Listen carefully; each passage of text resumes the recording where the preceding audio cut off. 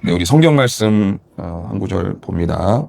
데살로니가 전서 2장 봅니다. 데살로니가 전서 2장.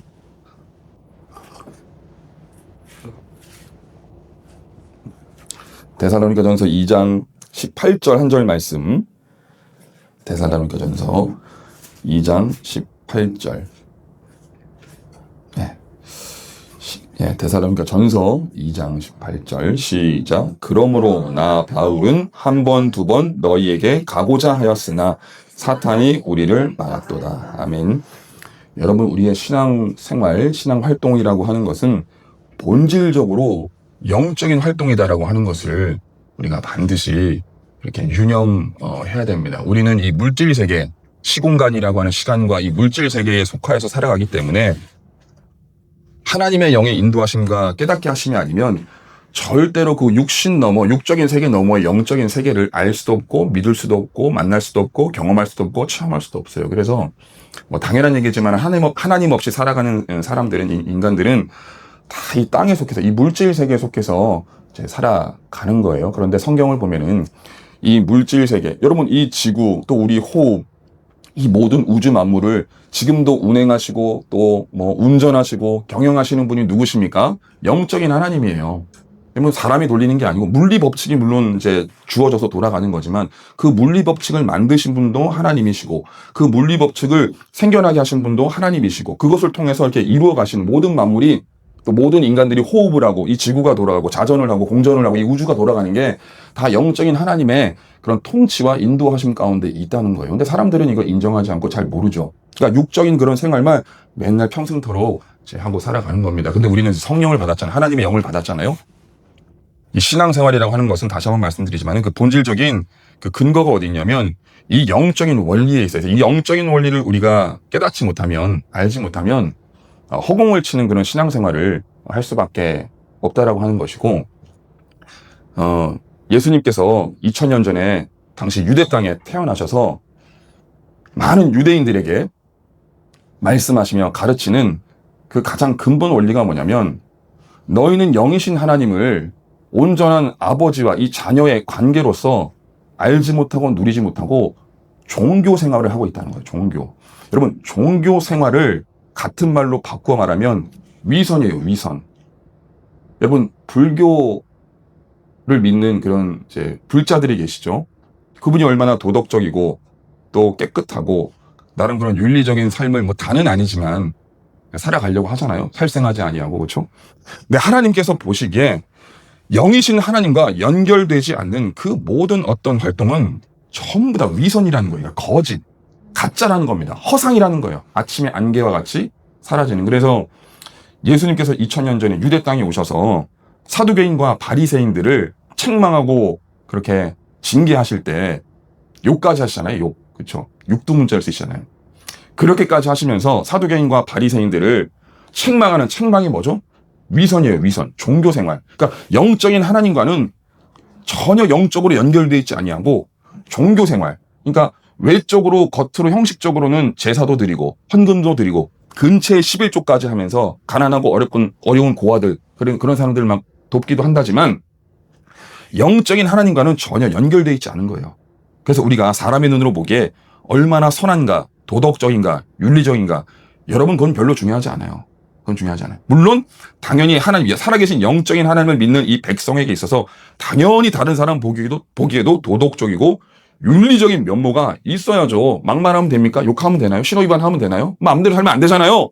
하나님의 말씀을 따라서 선한 삶을 그렇게 살아감에도 불구하고, 그러나 인간이 정해놓은 그 윤리와 도덕의 기준은 어느 때에 가면, 어느 시점에 가면 세상 사람들이 보기에 악을 행하는 것처럼 보이는 그런 경우도 있다는 거예요. 오늘날 같은 동성애, 그렇죠? 동성애 문제. 전 동성애 반대합니다. 절대로 반대. 동성애자를 미워하자는 게 아니라 동성애라고 하는 그 사랑 방식 자체가 하나님께서 미워하시는, 아주 물론 죄들이 다 하나님 앞에 똑같은 거지만은, 심판받는 그런 요소지만은 죄의 경중이 있다라고 보면, 여러분 동성애는 소돔과 고모라를 보셨습니까? 뭐 때문에 망하죠? 동성애 때문에 망하는 거예요. 동성애 때문에. 그러니까 그런 성적 타락에 있어서 이 동성애라고 하는 죄가 아주 잔인하고 무서운 죄입니다. 하나님 앞에. 이렇게 말하면 이제 혐오자, 차별하는 사람, 비도덕적인 사람, 비윤리적인 사람으로 몰리는 시대를 앞으로 살아갈 거예요. 내일 지방선거 있죠? 한번 끝나보세요. 이제 숟가락 딱 얹고 이제 시작할 거예요, 아마. 그쪽에서는. 저는 그렇게 생각합니다. 어쨌든 우리가 겉으로 보기에 참 선하고 좋다. 그러니까 종교라는 게 바로 그런 거예요. 마귀가 제가 지금 영적 활동, 이 영적 원리를 잘 아셔야 된다라고 하는 이 주제를 가지고 이렇게 몇 가지 푸는 겁니다. 종교라는 것 자체가 사람들에게 굉장히 매력적이에요. 제가 자주 드리는 말씀이지만은. 그렇죠? 그러니까 이 틀과 이 프레임을 벗어나지 못하면 하나님의 은혜가 뭔지, 하나님과 함께 동행하며 산다는 게 뭔지, 하나님과 함께 영적으로 커넥션이 되어가지고 어떻게 내 마음과 심령에 하나님의 은혜를 누리고 산다는지에 대해서 그 실체를 전혀 느끼고 누리지 못해요. 누리지 못한다니까요. 누리지 못해요. 이 마귀는 그 하나님과 함께 동행함으로 내 마음에 누려지는 평안, 감사, 기쁨, 온유, 즐거움, 충만 이런 것들을 뭘로 대체해서 마치 그것이냐, 너가 지금 하나님과 연결되어 있는 거야라고 그렇게 착각하게 만드냐면 보람이에요, 보람. 예? 보람감. 이거 아세요? 보람감. 내가 뿌듯한 거. 예. 여러분, 올림픽에 나와서 이제 이번 달에 월드컵이 시작이 됐는데, 월드컵 금메달 따면 굉장히 뿌듯하겠죠? 예? 평생 노력해가지고 전 세계 그 축구대회 나가가지고 우승하면, 메달 따면, 얼마나 보람되고 뿌듯해요. 그쵸? 그런데 그게 하나님께 드려지지 않는 영광이라면, 찬양이라면, 찬송이라면 아무런 의미가 없는 거예요. 이사야 64장의 말씀대로 그거는 그냥 걸레 누더기라고 돼 있어. 걸레 누더기. 인간의 의라는 게 뭐냐? 그 도덕, 잘남, 보람, 뿌듯함이란 게 뭐냐? 걸레 누더기. 제가 지난주에 예배를 드리는데 보는데 그 전 세계 권투 챔피언이에요. 예, 권투 챔피언인데 그분이 이제 당연히 외국 사람이에요. 영국 사람. 그분이 이제 나와서 잠깐 간증을 하는 걸 제가 봤는데 영상으로 그분이 이제 자기는 그런다는 거예요. 운동을 하지만 모르겠어요. 두드려 패는 운동이라 좀 모르겠습니다. 그게 어쨌든 근데 자기는 이제 권투 선수가 돼서 그렇게 WBC 제가 체급은 까먹었어요. 체급은. 근데 어쨌든 그 체급에서 세계 최고가 된다는 건 대단한 거 아니에요? 옛날에 홍수환 그렇죠? 그 시절은 아니지만은 그래도 유명하잖아요. 대단한 거잖아요. 근데 그분이 이제 이런 얘기를 해요. 자기는 갈라디아서 2장 20절이 자기의 그런 인생의 말씀이라는 거예요. 내가 그리스도와 함께 십자가에 못 박혀 죽었나. 이제 내가 사는 게 아니라 그리스도가 산다는 거예요. 그리스도가. 그래서 이 운동도 하나님의 영광을 위해서, 예수님을 위해서.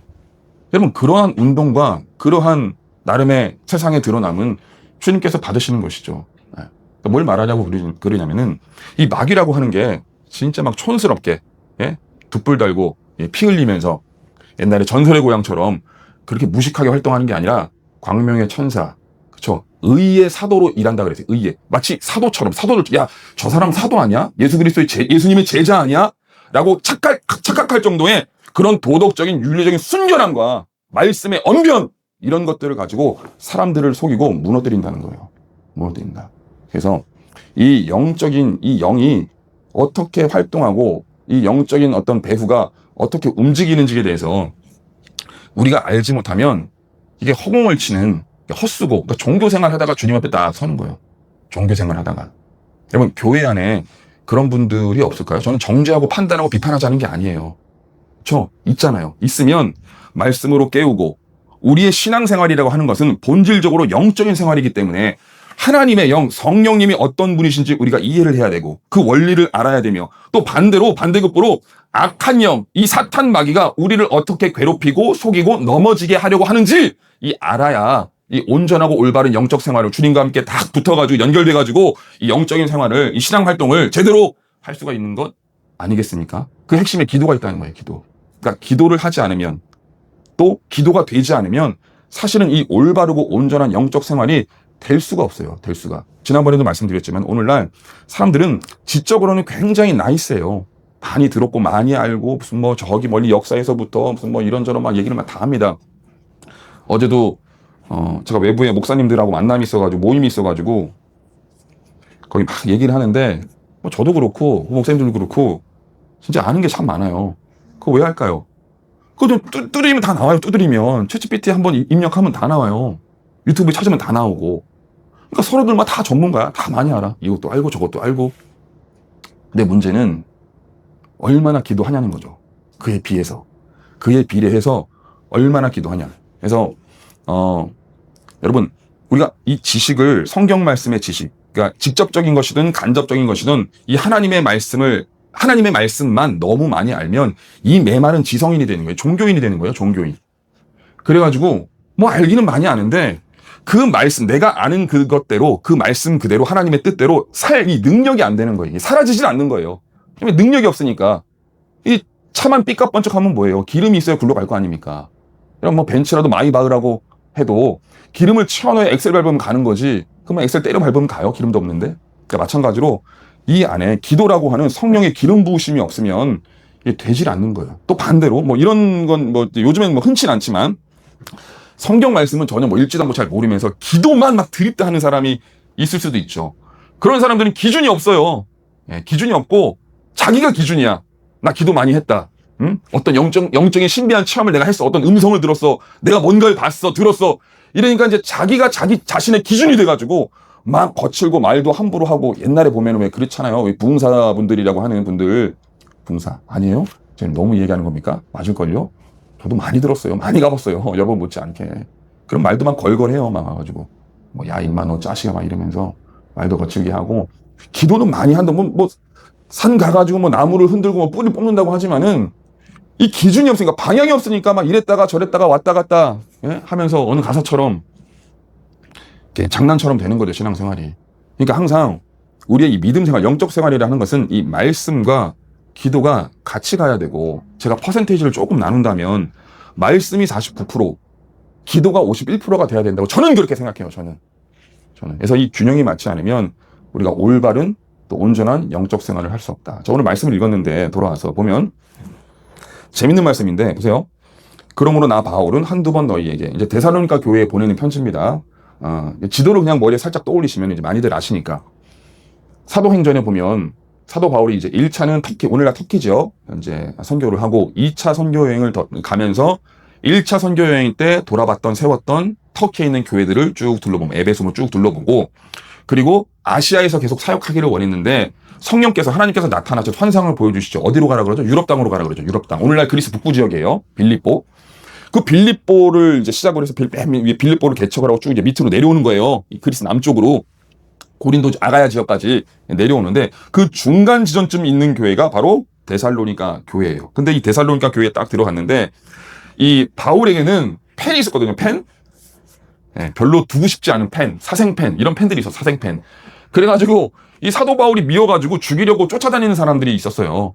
너 이 자식아 맨날 유대교를 그렇게 모독하고, 응? 아니 율법을 지켜야 구원을 얻는 거지 어떻게 믿음으로만 구원을 얻는다 이야기하냐. 너 사이비 이단이지 하면서 그 유대인들, 정통 유대인들이 사도 바울을 쫓아다니면서 죽이려고 계속 괴롭혔잖아요.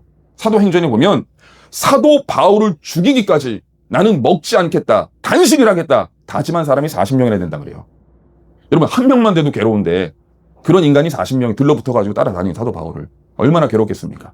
근데 데살로니가 지역에 가서 또 회당에, 보통 이제 회당, 사람 모이는 곳, 그리고 복음을 전할 때는 접점이 있어야 되니까 사도 바울은 이제 뭐였죠? 바리새인이었죠. 그러니까 유대교에 대해서, 율법에 대해서 누구보다도 정통하고 그쪽 세계를 잘 알던 사람이니까 이 유대교 사람들을 처음에는 전도하려고 많이 노력을 했어요. 항상 회당을 많이 자주 갔죠. 그래서 회당에 가서 복음을 전했는데 거기 정통 유대인도 있었겠죠. 야 여기 사도 바울 여기 와 있다. 빨리 잡으러 와라. 그래가지고 막 사도 바울을 잡으러 오는데 성경을 사도행전에 보면은 세 일이면 3주죠. 3주 동안 데살로니가 교회를 세워놓고 말씀을 전하고 죽이려고 오는 사람이 쫓아와가지고 남쪽으로 도망갈 수밖에 없었던 거예요. 이 사도 바울이. 아덴, 고린도 이쪽으로. 그러면서 사도 바울이 이제 궁금한 거예요. 야, 내가 한 달도 채 못 돼서 교회를 세우고 공동체를 어찌저찌 그냥 막 우당탕탕 만들어 놓긴 했는데, 말씀을 전하고 했는데, 그 교회가 지금 어떤 상황인지 너무 궁금한 거예요. 그러지 않겠습니까? 아니, 3달, 3년도 아니고 3주 덜렁 말씀을 전하고, 보통 그 말씀의 핵심은 예수님의 재림이었거든요. 그러니까 그 말씀을 전해놓고 왔는데 그 사람들이 잘 있는지, 안전한지, 해는 안 당했는지, 다치지는 않았는지, 말씀으로 잘 서 있는지 궁금할 거 아니에요. 그래가지고 이제 소식을 이제 보내는 거죠.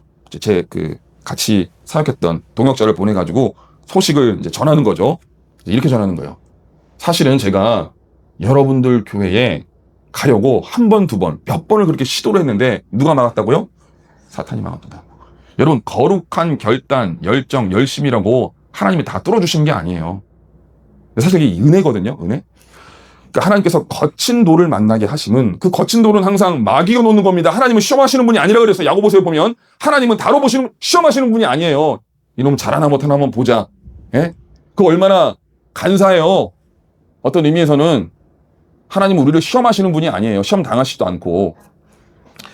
이 마귀의 이 아이러니가 뭐냐면 마귀는 그 영혼을 잡아먹으려고 망치게 하려고 죽이려고 막 거친 돌도 놓고 마음도 눌러놓고 삶을 무너뜨리고 막 이렇게 뒤 흔드는데 이 마귀의 아이러니는 뭐냐면 참된 신자는 성도는 그 마귀의 괴롭힘을 받는 순간에 아, 내가 더 하나님을 의지해야 되겠다. 더 하나님 앞으로 나가버리는 거예요. 그래서 이 참된 성도는 더욱 신실한 참된 성도로 거듭나게 되는 거예요. 뭐 때문에? 마귀의 시험 때문에. 이게 아이러니예요. 그래서 하나님께서 두시는 거예요. 하나님께서. 그래서 두시는 거라고요. 그러니까 복이고 은혜의 어떤 면에서는. 그러니까 마귀가 옳은 존재다 이런 얘기가 아닙니다. 그래서 이 사도 바울이 내가 여러분에게 돌아가서 여러분의 교회를 다시 한번 돌아보고 권면을 하려고 이게 나쁜 겁니까? 전혀 나쁜 게 아니잖아요. 근데 사단이 우리를 막았다. 어떤 방식으로 막았는지는 모르겠지만 그렇게 뭐 진술을 안 하니까 모르겠지만은 하여튼 어떤 방식으로든 막았다는 거예요. 길을 가는데 무슨 뭐 강도를 만나게 한다든지 아니면 내 몸에 질병이 들어서 못 가게 한다든지 막 그런 식으로 막았다는 거예요. 여러분 우리 삶도 똑같아요. 우리 삶도. 여러분 오늘 교회 오시기 전에 어떠셨어요? 교회 오시기 전에 아주 나이스 하셨어요? 오늘 날도 죽이네. 그래 가자. 날씨 진짜 좋다. 막 마음이 가기 전서부터 막 마음이 막 열리고 막 입술에 찬양이 나오고 물론 좋죠. 네. 근데 대부분은 영적 싸움이 시작되는 거예요. 영적 전투가. 왜냐하면은 가면 안 되거든. 또 가서 은혜 받으면 더더욱 안 되거든. 또 결단하면 더더욱 안 되거든. 심지어 은혜까지 받아? 안 되는 거거든. 마귀 입장에서는. 그러니까 이 가기 전서부터 계속 이 마음을 누르고 또 이 내 삶의 이 주변에서 계속 이렇게 사람들을 움직여가지고 막 이렇게 하는 거예요. 여러분 사람 안에는 반드시 둘 중 하나는 있습니다. 마귀 아니면 성령 반드시 있어요. 성령은 한 분이시거든요. 근데 마귀는 복음서에 보면은 한 사람에게 군대 마귀가 들어갔다고 하죠. 군대 마귀. 그게 군대가 군단 마귀거든요. 군단. 당시 로마 군단이 6천에서 7천 명이에요. 그러니까 한 사람 안에 6천에서 7천 되는 귀신이 들러붙어 있는 거예요. 얼마나 많은 죄를 짓고 그렇게 살았는지 온갖 종류의 그런 귀신들이 죄의 종류들이 다 들어가 있는 거예요. 그 사람 한 사람 안에. 그러니까 그 사람들의 마음을 움직여서 뭐 저기 해가지고 아까도 말씀드렸지만 뭐 그렇게 거칠게 물론 그렇게 하는 것도 있습니다. 오늘따라 이 자식놈 이 자식이 계속 짜증나게 하고 열받게 하고 뭐 해달라 그러고 그런 케이스도 있지만은 어떤 때는 진짜 아주 나이스하게 오랜만에 누가 이렇게 딱 전화가 왔는데 야 너 누구지? 나 걔야. 그래? 너 얼마만이야? 예를 들면 고등학교 동창회 어떻게 하다 보니까 네 연락처를 알게 됐고 뭐 저기 했는데 야 오늘 뭐 시간 돼? 나 이렇게 시간 되는데 그때는 내가 안 될 것 같은데 요때는 시간이 안 돼? 그때는 내가 기도하는 시간인데 말씀 읽어야 되는데 또 예배를 가야 되는데 야 20년 만에 내가 연락했잖아. 내가 맛있는 거 사줄게. 선물도 줄게.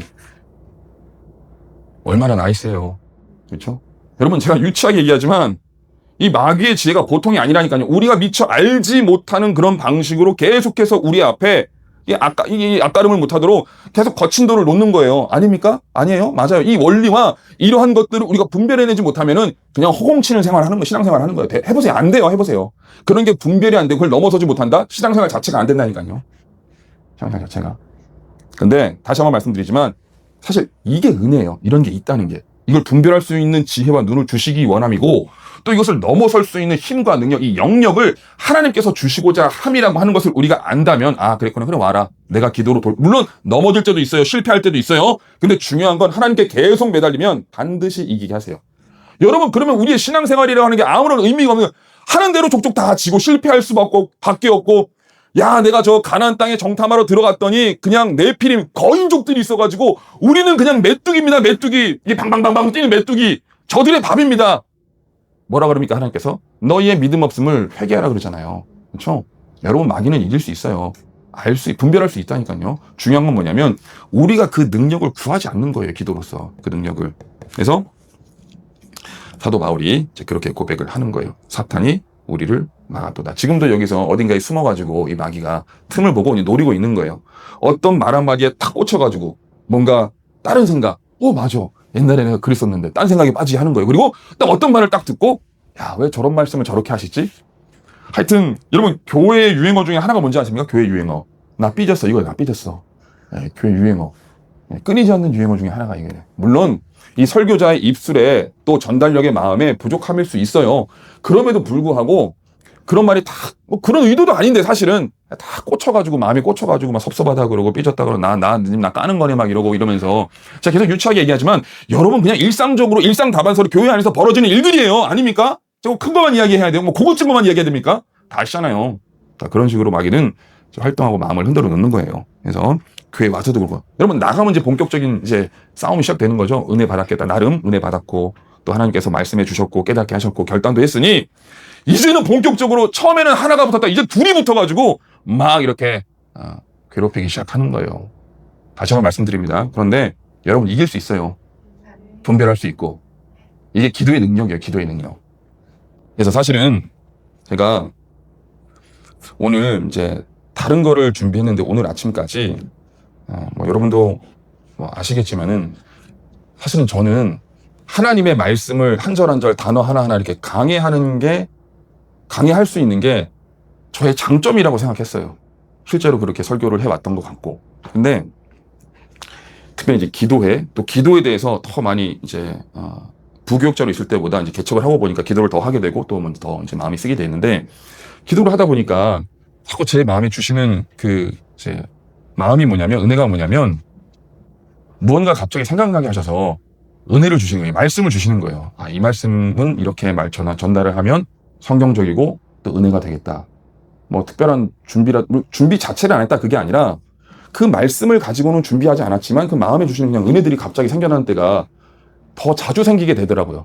무슨 말씀인지 이해가 되세요? 네, 그래서 오늘 아침에도 이제 다른 거 사실 준비를 해놨는데 기도하다가 뭐 믿거나 말거나요. 저 기도를 하는데 어디서 피리 소리가 들리네요. 피리 소리. 큰 게 아니라 오늘 아침에 우리 문학원 선생님 앉아있는 거기서 이제 기도하는데 피리 소리가 이렇게 작게 들리는 거예요. 여러분 저 되게 현실적인 사람이거든요. STJ예요. 그래가지고 막 그랬다 그러면 안 믿어요. 간증도 잘 안 믿으니까 안 듣고 막 그런 성격이에요. 의심도 많고 안 믿어요. 근데 그러니까 그래서 믿거나 말거나요. 근데 제가 하는 이유가 있어요. 이게 피리 소리가 이렇게 휘 하는 피리 소리가 들리는 거예요. 그래서 나 잘못 들었나? 기도를 안 했어요. 안 들려요. 근데 기도를 하면 들려요. 내 입술에서 나는 소리인가? 그럴수록 휘파람을 불면서 어떻게 기도를 동시에 같이 해요. 비트박스 하는 사람들 할 수 있지. 근데 뭐 내가 그거 하는 사람도 아니고. 근데 제가 어디 말씀을 읽고 있었냐면은 유다서 1장을 읽으면서 제가 기도하고 있었거든요. 제가 지금 진도를 계속 못 나가고 있는데 책을 한 권 쓰려고 제가 준비하고 있는데 성경으로 기도하기 이제 이런 거예요. 성경 기도. 책 제목은 일단 성경을 읽으면서 기도하는 거예요. 그리고 제가 그걸 추천드리는 거예요. 계속. 제가 하는 동안에는 계속 그 방법을 추천드리고 성경을 읽으면서 기도하자. 그래서 유다서 1장, 이제 구약 한 장, 신약 한 장 이렇게 읽거든요. 구약은 이제 시편 이제 읽고 있고, 이제 오늘 아침에 이제 유다서를 이제 읽고 있는데, 읽으면서 기도를 하는데, 이제 입술로 이제 방언으로 기도하는 거예요. 근데 어디서 이게 휘파람 소리는 아니고, 피리 소리가 휘 하고 계속 들리는 거예요. 그래서 제가 마음에 이제 이렇게 기도했어요. 주님, 만약에 오늘 이 유다서 1장 말씀에 어떤 은혜를 깨달음을 저에게 주시고자 함이고 더불어서 오늘 오전에 이제 아침에 예배를 드려야 되는데 거기서 이 말씀을 전하기를 원하시는 거면 더 이상 안 들리게 해주세요. 이렇게 했거든요. 근데 딱 안 들려요. 믿거나 말거나요. 뭐 그건 여러분의 자유예요. 그래서 유다서 1장 가볼까요? 유다서 1장.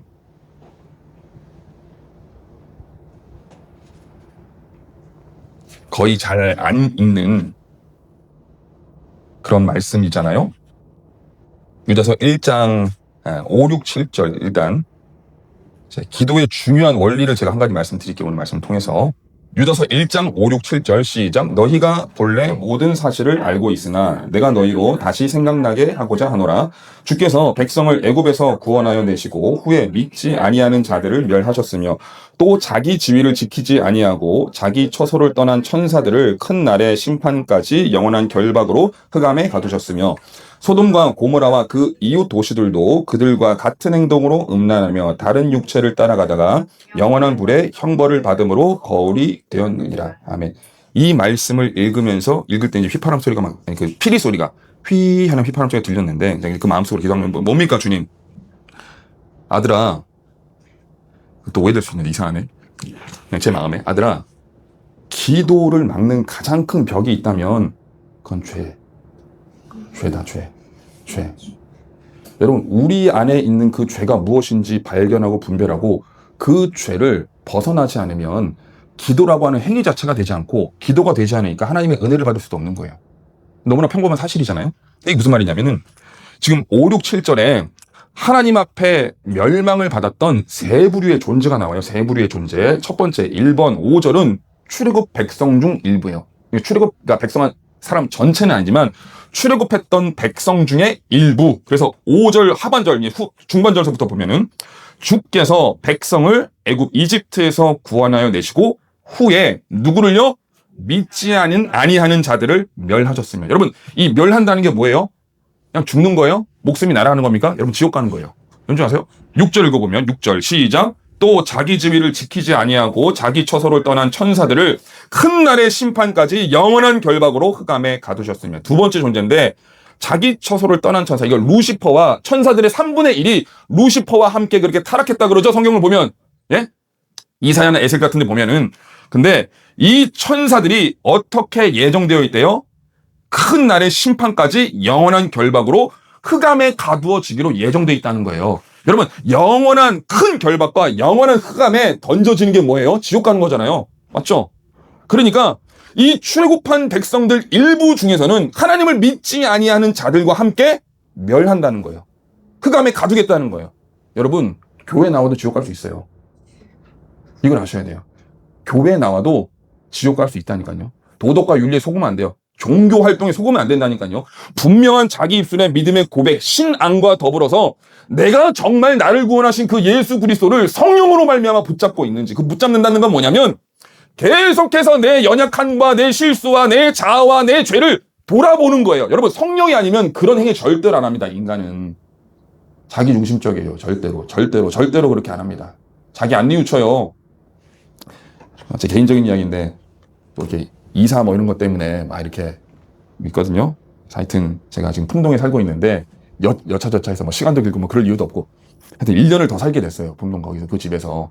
하여튼 뭐 이렇게 하면서 누군지 말씀드리긴 다 그렇고 통화를 하는데 자기 얘기만 해요. 자기 얘기만 해요. 아니 선생님 그게 아니라 아니 있잖아요 막 이러면서 자기 얘기만.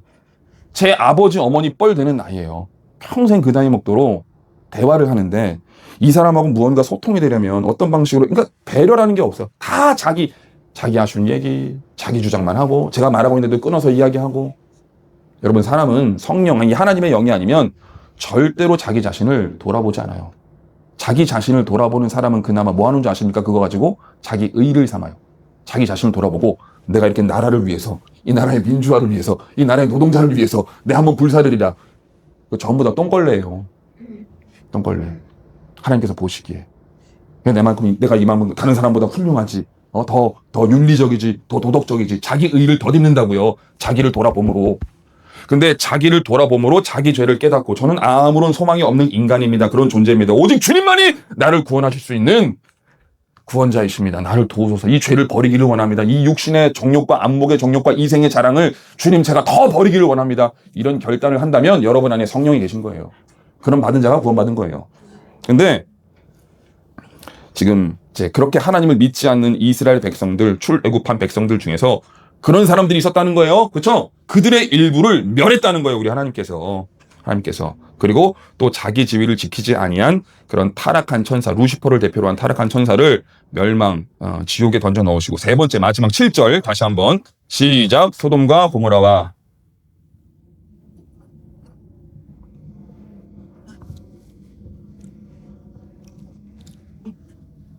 아멘. 이들이 누구죠? 소돔과 고모라의 동성애,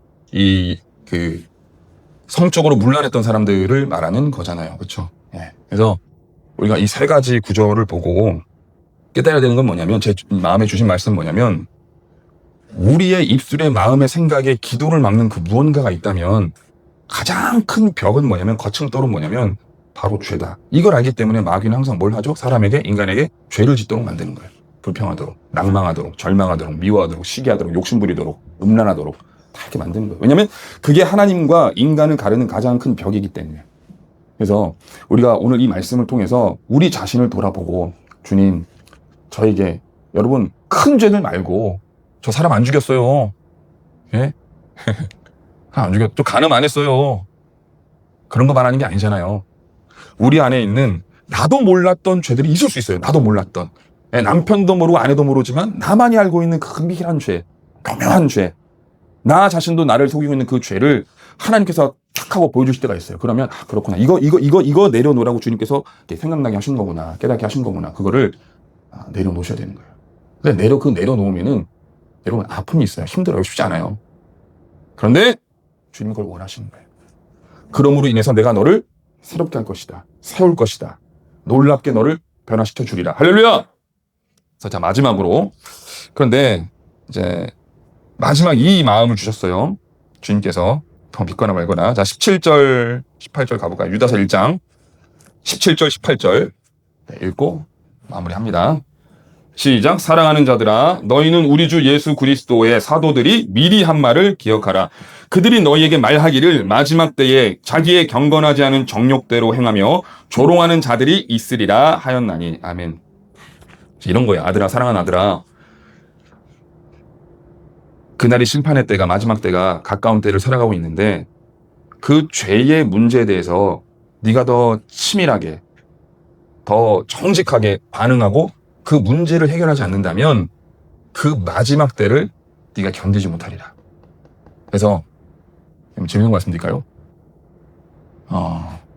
성경에 보면 나팔 소리가 들림에, 데살로니가서에도 그런 말이 있죠. 예수님께서 공중 강림 재림을 하시는데 무엇과 함께? 천사들의 강림과 나팔 소리로, 나팔 소리로. 그래서 기도를 하는데 유다서 1장 말씀을 이제 읽으면서 기도를 하는데, 그러니까 쉽게 말하면 작은 나팔 소리라고 저는 그렇게 들었어요. 아, 나팔 소리구나. 휘파람 소리. 나팔 소리가 분명하지 않으면 어찌 그 신호를 깨달으리요. 그러니까 나팔 소리가 분명하지 않으면 자, 이제 나가자, 전쟁 나가자, 출발한다, 진영이 뜬다, 그런 거잖아요. 그쵸? 근데 그 나팔 소리가 분명하지 않으면 어찌하여서 하나님의 뜻을 온전히 올바로 깨달을 수 있겠느냐. 그런 말씀도 있듯이 그냥 전 그렇게 그냥 받아들였어요. 피리 소리가 들리게 하심은 자그마한 나팔 소리인데, 그 나팔 소리가 결국에는 의미하는 게 마지막 때, 마지막 날을 준비해라. 예수님의 재림을 준비해라. 믿음으로 준비해라. 경건으로 준비해라. 거룩으로 준비해라. 이런 거잖아요. 그러면서 17절, 18절에 그 말씀이 있는 거예요. 사도들이 너희에게 미리 전한 바 마지막 때가 가까웠으니 예수님께서 곧 여러분들의 삶에, 이 땅에 재림하셔서 모든 악들을, 출애굽기에 이렇게 불평한 사람, 하나님을 믿지 않았던 사람, 소돔과 고모라, 타락한 천사들, 그 모든 악한 자들을 멸망하기 위해서, 심판의 굴에 던지기 위해서, 영원한 흑암에 던지시기 위해서 재림을 할 것이니 너는 이 말을 기억하여서 기도하고 경건과 거룩으로 너의 삶을 재조정을 하라. 전 이렇게 받았어요. 오늘 아침에 기도하면서. 그런 은혜가 저 여러분에게 있으시기를 예수님의 이름으로 축원합니다. 네.